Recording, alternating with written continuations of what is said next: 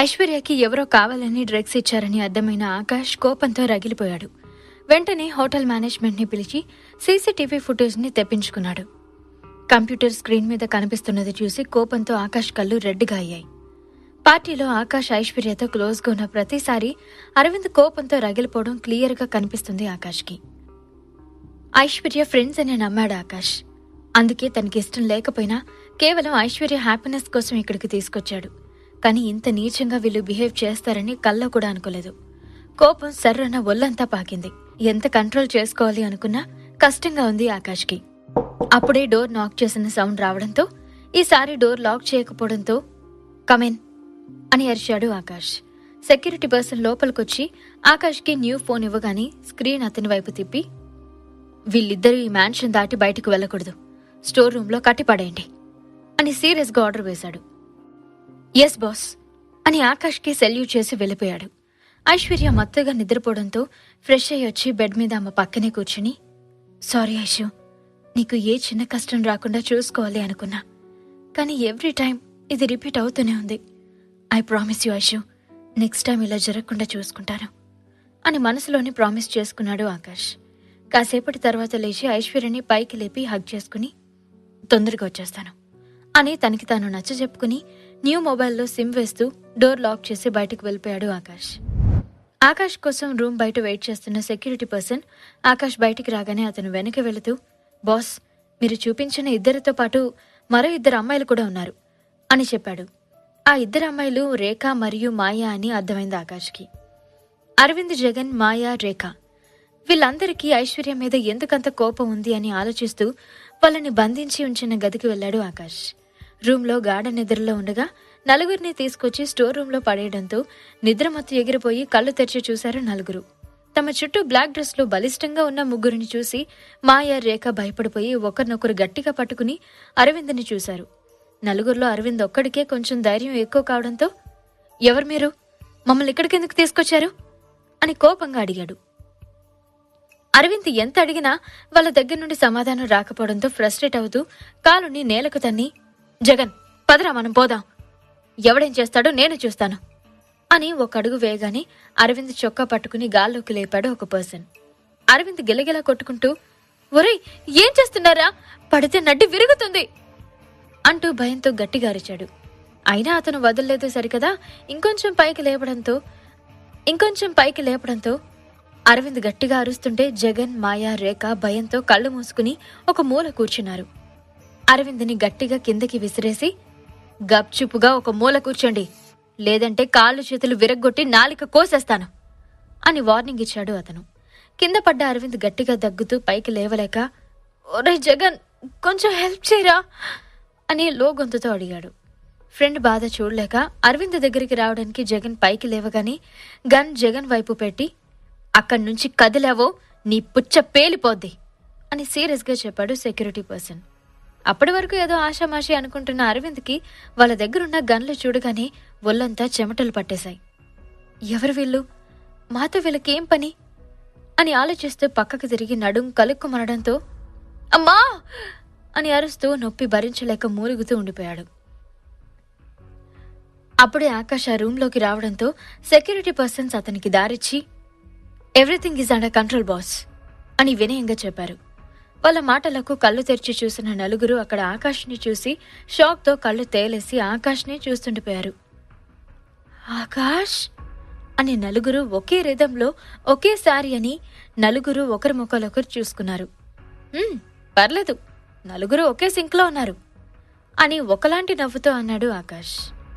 తన మాటలకు అయోమయంగా చూస్తున్న నలుగురిని చూసి అక్కడున్న చైర్లో కూర్చుంటూ, అంత అమాయకంగా చూస్తే వదిలేస్తా అనుకున్నారా అని బేస్ వాయిస్తో అడిగాడు ఆకాష్.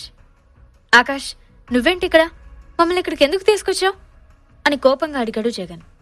చెప్తా అంత తొందర ఎందుకు అని కూల్గా అంటూ ఇంకా కింద పడి దొర్లుతున్న అరవింద్ని చూసి, ఏం చేశారు అని సెక్యూరిటీ పర్సన్ని అడిగాడు ఆకాష్. నోరు లేస్తుందని బాడీ లేవకుండా కింద ఎత్తేశా అని సింపుల్గా చెప్పాడు అతను. సో సాడ్ అంటూ అరవింద్ మీద జాలి చూపిస్తూనే, పాపం అరవింద్ ఎంతసేపని అలా నొప్పితో ఉంటాడు, మీ స్టైల్లో ట్రీట్మెంట్ చేయండి అని వెటకారంగా అన్నాడు ఆకాష్. ఆకాష్ ఆర్డర్ పాస్ చేయగానే ఇద్దరు వెళ్లి అరవింద్ని చితక్కొట్టారు. అరవింద్ కేకలతో రూమ్ మొత్తం రీసౌండ్ వస్తుంటే జగన్కి మాత్రం నెక్స్ట్ తన సిట్యుయేషన్ ఏంటో అర్థమైపోయింది. ఎందుకంటే ఐశ్వర్య తాగిన జ్యూస్లో డ్రగ్ కలిపింది తనే కాబట్టి. కానీ ఆకాష్ ఎలా తెలుసుకున్నాడు అనేదే జగన్కి $1 మిలియన్ ప్రశ్న.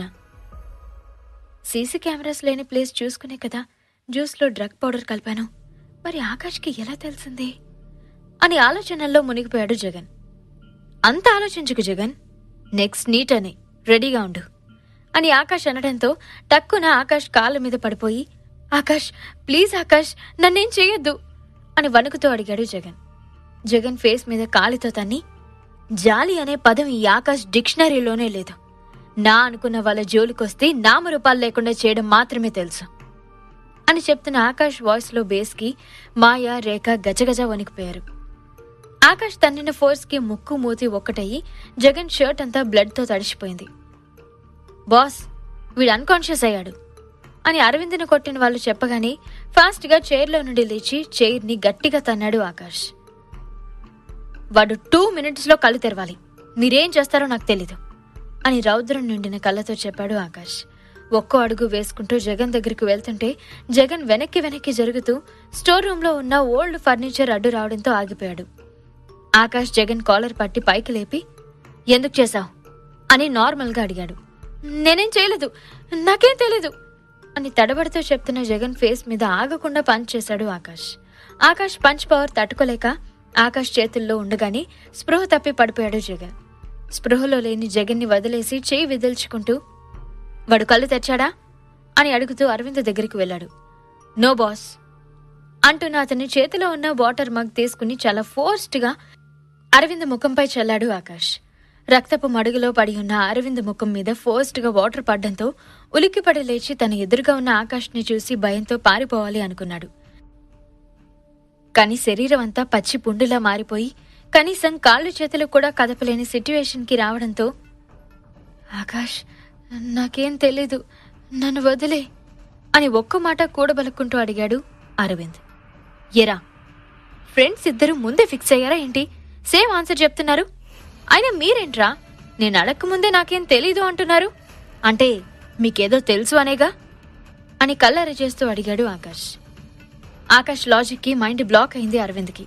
ఏం చెప్పాలో తెలియక నీళ్లు నములుతున్నాడు. ఆకాష్ ఇంత డేంజర్ పర్సన్ అని తెలిస్తే అసలు ఐశ్వర్య జోలికి వచ్చేవాడు కాదు అరవింద్. తాను తెలియక చేసిన పొరపాటు వల్ల ఈ రోజు తన ప్రాణాలు రిస్క్లో పడ్డాయని చాలా ఆలస్యంగా తెలుసుకున్నాడు అరవింద్. ఇప్పుడు చెప్పరా బాబు, ఎందుకు చేశారు ఇలా అని చాలా నార్మల్గా అడిగాడు ఆకాష్. అది తుఫాను ముందు వచ్చే ప్రశాంతత అని అక్కడున్న అందరికీ తెలుసు. నిజంగా నాకేం తెలీదు ఆకాష్ అని దీనంగా అంటున్న అరవింద్ని లాక్కెళ్ళమని సైగ చేశాడు ఆకాష్. సెక్యూరిటీ పర్సన్స్ ఆకాష్ సైగతో అరవింద్ని ఆ రూమ్ నుండి లాక్కెళ్తుంటే, ఆకాష్ లీవ్ మీ, నాకేం తెలీదు ఆకాష్, నేనేం చేయలేదు అని అరవింద్ అరుస్తున్నా వినిపించుకోకుండా తీసుకెళ్లిపోయారు. ఇంకో మూలన పడున్న జగన్ని కూడా తీసుకెళ్లమని, ఇద్దరూ నిజం చెప్పే వరకు మీ స్పెషల్ ట్రీట్మెంట్ టేస్ట్ చూయించండి అని చెప్పాడు ఆకాష్. జగన్ని కూడా ఆ రూమ్ నుండి తీసుకెళ్లిన తర్వాత మాయా, రేఖల వైపు చూశాడు ఆకాష్. ఆ వెంటనే గప్చుప్గా వచ్చి ఆకాష్ ముందు నిల్చున్నారు మాయా, రేఖ. మరి మీ సంగతేంటి అని కూల్గా ఫోన్ చూసుకుంటూ అడుగుతున్న ఆకాష్తో, నువ్వేమంటున్నావో మాకు తెలియట్లేదు ఆకాష్ అని ధైర్యం అరువు తెచ్చుకుని మరీ అంది మాయా. నీ సొల్లు ఆపి అసలేం జరిగిందో చెప్తే ఇక్కడ నుండి సేఫ్గా వెళ్తావు, లేదంటే నా ట్రీట్మెంట్ మీరు తట్టుకోలేరు అని ఆకాష్ నార్మల్గా చెప్పినా అంతర్లీనంగా దాగుతున్న వార్నింగ్ని గుర్తించారు మాయా, రేఖ. మేము నిజమే చెప్తున్నాం ఆకాష్, నైట్ రూమ్లోకి వెళ్ళిన తర్వాత నేను ఇప్పుడే లేచాను, కళ్ళు తెరిచి చూస్తే ఇక్కడున్నాను అని కష్టంగా చెప్పింది మాయా.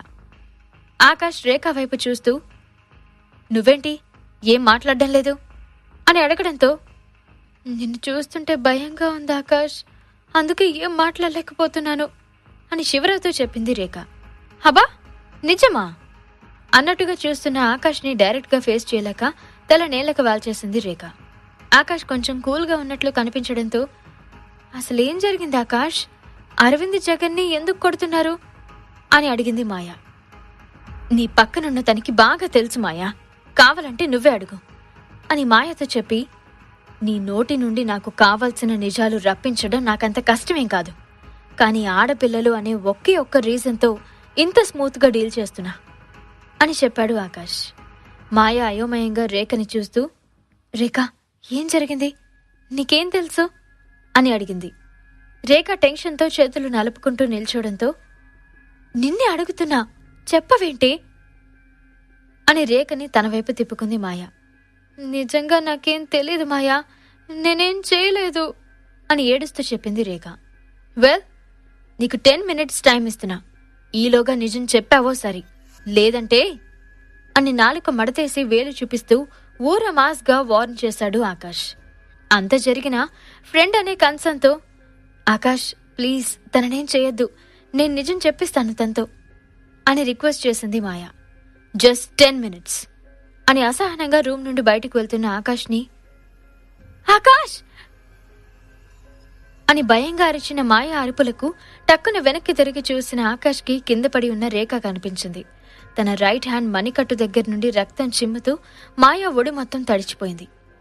రక్తం క్షణాల్లోనే రూమ్ అంతా పడి భయంకరంగా మారింది. అది చూసి ఆకాష్ షాక్ అయిపోయాడు. మాయ మాత్రం భయంతో పిచ్చి పట్టినట్లు అరుస్తూనే ఉంది. అరవింద్ ఏం దాస్తున్నాడు? జగన్ ఎందుకు అరవింద్కి అంత సపోర్ట్ ఇస్తున్నాడు? నిజంగా మాయకేం తెలీదా? రేఖ ఎందుకు సూసైడ్ అటెంప్ట్ చేసింది? ఈ ప్రశ్నలకు సమాధానాలు తెలుసుకోవాలంటే నెక్స్ట్ ఎపిసోడ్ వినాల్సిందే. క్రింద ఇచ్చిన లింక్ ని క్లిక్ చేసి పాకెట్ ఎఫ్ఎం యాప్ ని ఇన్స్టాల్ చేసుకోండి. Stay tune to pocket FM.